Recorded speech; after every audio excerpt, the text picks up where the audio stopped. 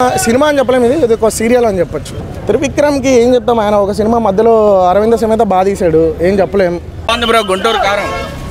గుంటూరు కారం ఓన్లీ మహేష్ బాబు కోసం, Mahesh Babu fans, just comedy అంతేగాని సినిమా అని చెప్పలేము, ఇది ఒక సీరియల్ అని చెప్పొచ్చు. Story line week. మన గత 3 మూవీస్ ఏది అజ్ఞాతవాసి, అలా వైకుంఠపురంలో, అత్తారింటికి దారేది, ఇవన్నిటిని మిక్స్ కొట్టేశాడు మనోడు. అమ్మ సెంటిమెంట్ అని పెట్టాడు కానీ వెరీ వీక్ స్టోరీ లైన్. ఇప్పుడు త్రివిక్రమ్ 3 సినిమాలు తీశాడు కదా, ఏ సినిమా మీకు బాగా నచ్చింది? అతడు ఇస్ క్లాసిక్. ఆ రేంజ్ హిట్ కాదంటారు? లేదు, కష్టం.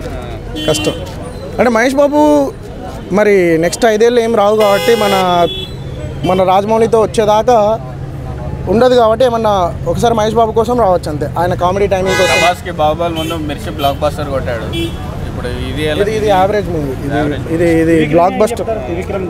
త్రివిక్రమ్కి ఏం చెప్తాం, ఆయన ఒక సినిమా మధ్యలో అరవింద సమేత బాగా తీశాడు, ఏం చెప్పలేం. మరి స్టోరీ లైన్ కొంచెం బెటర్గా రాసుకుని బాగుంటుంది, అన్ని మిక్స్ కొట్టకుండా కొత్త స్టోరీ లైన్ రాసుకుని బాగుంటుంది. అరవింద సమేత మధ్యలో చాలా బాగుండే, దానికి ముందువి దాని తర్వాతవి అలా వైకుంఠపురంలో కూడా బాగుంది, కానీ ఇది రిపీట్ అయిపోయింది, సేమ్ ఫార్ములా రిపీట్ చేస్తున్నాడు. సేమ్ ఫీలింగ్ వస్తుంది. నాకు తెలిసి నెక్స్ట్ టైం ఈ కాంబో రిపీట్ కాదేమో అనుకుంటున్నాను. ఎందుకంటే అలా వైకుంఠపురంలో ఉన్న మ్యూజిక్ని ఆల్మోస్ట్ కొన్ని చోట్ల మనకు అనిపిస్తుంది, ఇదేంటి సేమ్ మ్యూజిక్ దించారు అన్నట్టు. హనుమాన్